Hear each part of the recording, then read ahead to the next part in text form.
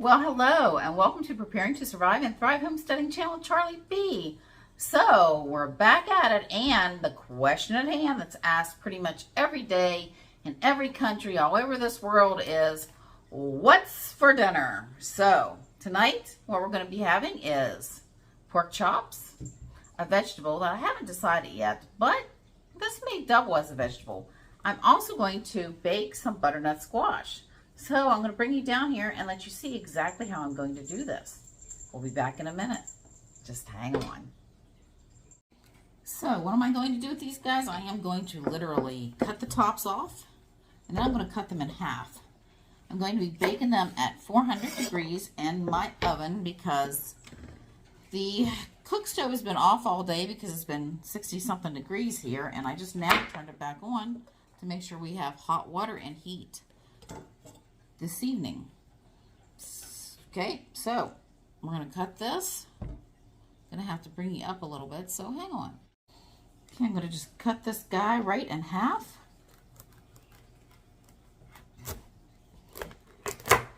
Now, these were some that I cooked in my, I cooked. These were some that I grew in my garden, and they still survived the winter, and we're going to be eating these. Going to make sure I have enough to eat some of it tomorrow too, or to send some of it with my husband to work. Since this one's bigger, I'm going to cut it actually in a third so that will cook a little faster. And with these guys too, I'm going to cut these in fourths. When I cut the other one, my knife kind of slipped and didn't cut it, but just a little bit off, so I shouldn't have to cut that in fourths. What I'm going to do is I'm going to get a spoon and I'm going to dig these guys out. So we'll be back. Probably going to save these guys and put them in a container and save the seeds. Get to digging these guys out. I'm actually using an ice cream scooper. It seems to make it a little bit easier. I can put a little bit of pressure on it, and ice cream scoopers are made to scoop out stuff. So this won't take very long. And then I'm going to take some olive oil and rub on the fronts of it. Front of the butternut squash, so they'll brown nicely and get done, but they won't burn or dry out.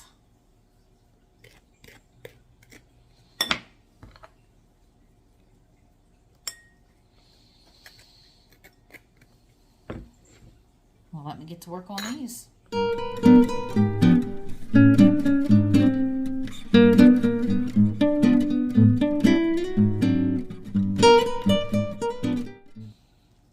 Well, got them all cleaned out. I've got them laying on a foil-lined cookie sheet. I'm just going to take a little bit of this and stick it in the center here. And yeah, I'm going to smear this all the way around. Very simple. This is how we like to eat them. So I'm using olive oil. I'm just going to take this, I'm going to smear it everywhere.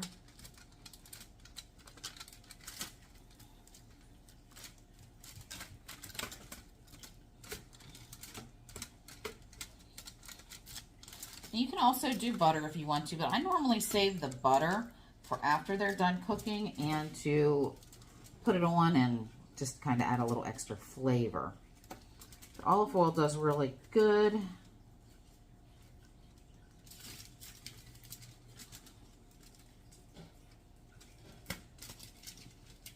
Okay, now that I have the oil everywhere, our next little item is going to be some salt. Sprinkle it everywhere, and some pepper.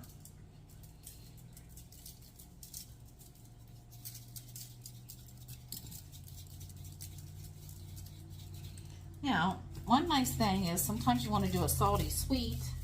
Seems to just add to the taste. I am doing some pepper, a little bit extra. I'm also going to use some cinnamon, just sprinkling this around. Woo, it's kind of coming out fast. There, we got it.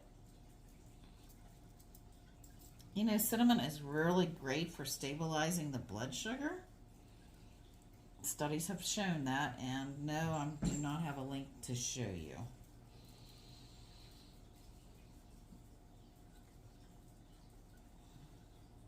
It's a really good super herb to have, especially if you have stores. You should always have some extra spices other than the salt and pepper, if at all possible, if you can afford to do this.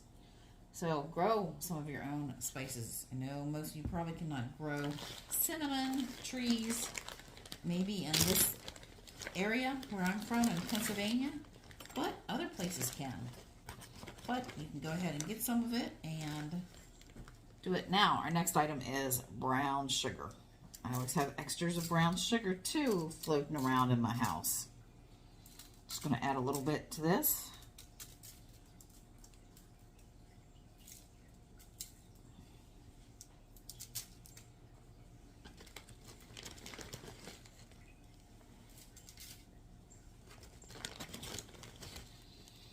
Okay, so there we have it. It should taste really good. Now, the last time I made these, I actually took some of my crab apple syrup and put on them after they came out. I didn't use the brown sugar and the cinnamon, and that was absolutely amazing. But this time I'm going to do it the way my husband likes it.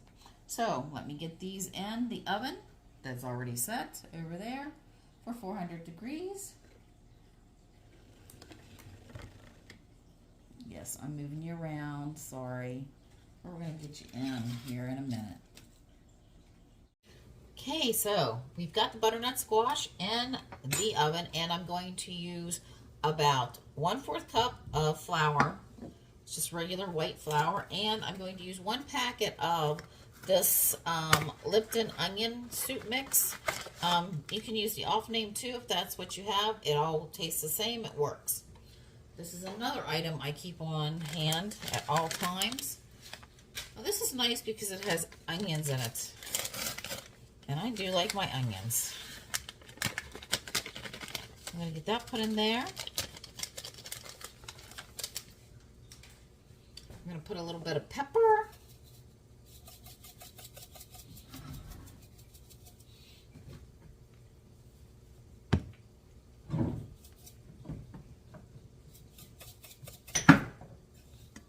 Thought I was going to drop something there.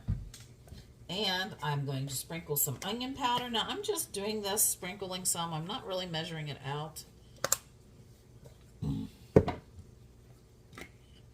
And, of course, my garlic powder. You're probably wondering why I didn't put garlic on the butternut squash. But I don't put it on everything. However, if I was frying them up, I probably would. But we're going to mix these guys together. Get it really good and mixed. This is something you definitely want to mix up really good because you want the flavor of the onion soup mix to be on all of your pork chops. I'll spread that out a little bit. Now you could actually use regular onions if you wanted to, just or fresh onions, or onions that come in the packet that's not dried yet. These guys are dried. So, oh, before I jump into this, we are going to have the vegetable, which is more like a starch, is going to be the my home canned corn. So we'll be using that. Okay, with these, I'm just going to lay 2 of them down right here like this. I'm going to push them in to the flour, kind of spread them out a little bit. Now, I'm not trying to pound these guys out. Just trying to make sure I get some onions, flour, and mix on here.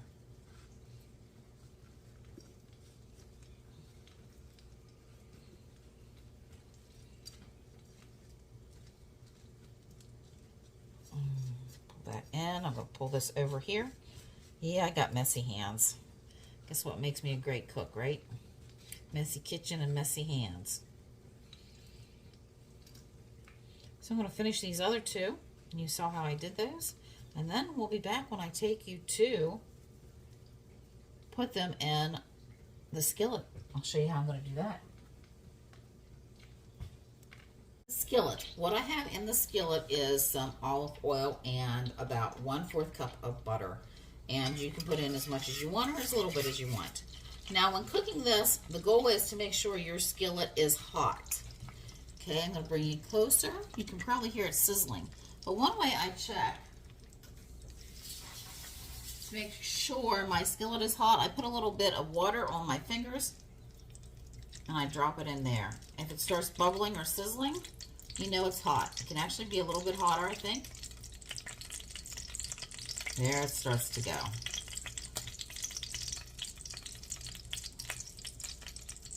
Now we're just going to start laying these guys. Let me recheck it to make sure it's still good and hot. I do have it on low. Now with the skillet being hot, when you drop your pork chops in, it will seal the juices in. My husband never liked pork chops before until I started making them for him because he said they were always dry and flavorless. Now, he even likes the ones that I grill out. So we're going to put this one in.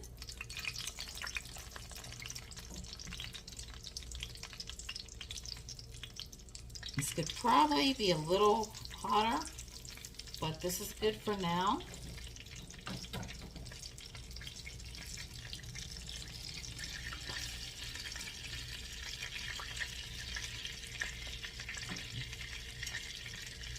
I'm going to let these guys cook, and then I'll be turning them over. So stay with me. The corn is very simple. I'm literally just popped it open, and I am going to just put it in the little pot to heat up. The little bit of juice and everything that's in there. Clean it out really good. Bet you can hear that there's pork chops sizzling. I did turn up the heat a little bit on the pork chops, but I'm going to turn it back down to low. And the pork and the corn is just going to get a little bit of butter. And yes, I will put more butter on the corn when it hits my plate. I always do. There you go. That's very, very simple. I'm going to put a lid on that, and we're going to go. But let's get back to the pork chops. Okay, so we're back to the pork chops. They are sizzling really good. Now, let's check them to see if they're done. Yes, that's perfect. I want a crisp on it, but I don't want them burnt.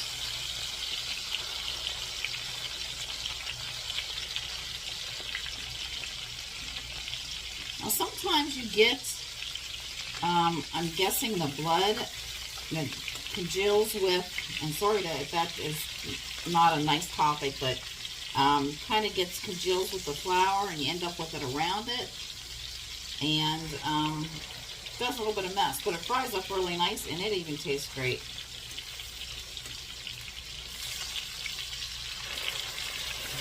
So it's back down on low and we're going to let it cook.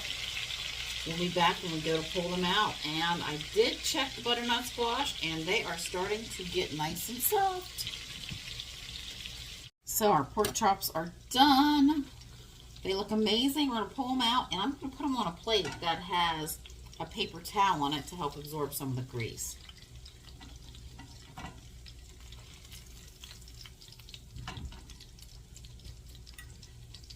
Okay, so I'm going to set these aside, and we're going to pull out the butternut squash. Okay, our corn is done. As you can see, it's nice and bubbly and steamy.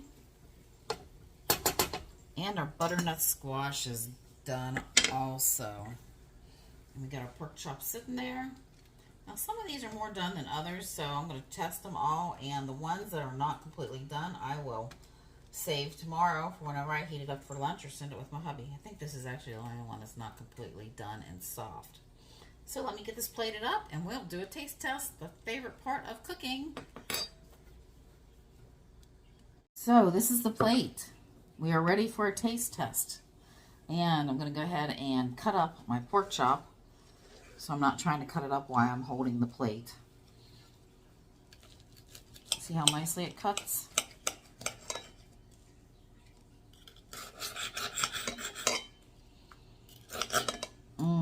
definitely hungry and ready to eat. I'm going to get a little bit of my butternut squash. You see how that pulls off? I just lift it up.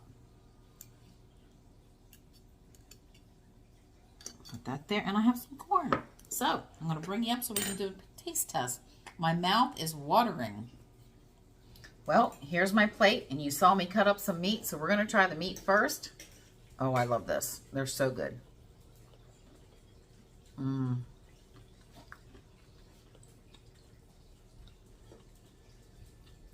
Mmm.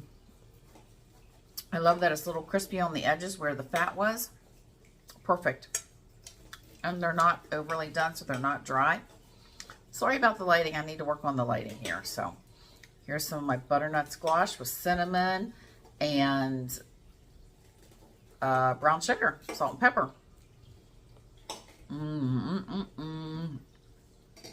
This is one of my favorite meals I make.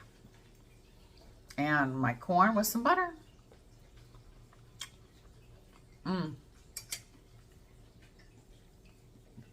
There you go. Well, let me finish swallowing. So this is our pork chop, butternut squash, and corn for our dinner. So this is what's for dinner. Okay, so if you like my content, remember, like, share, and subscribe. Don't forget, I'll be seeing you soon. Charlie B signing out.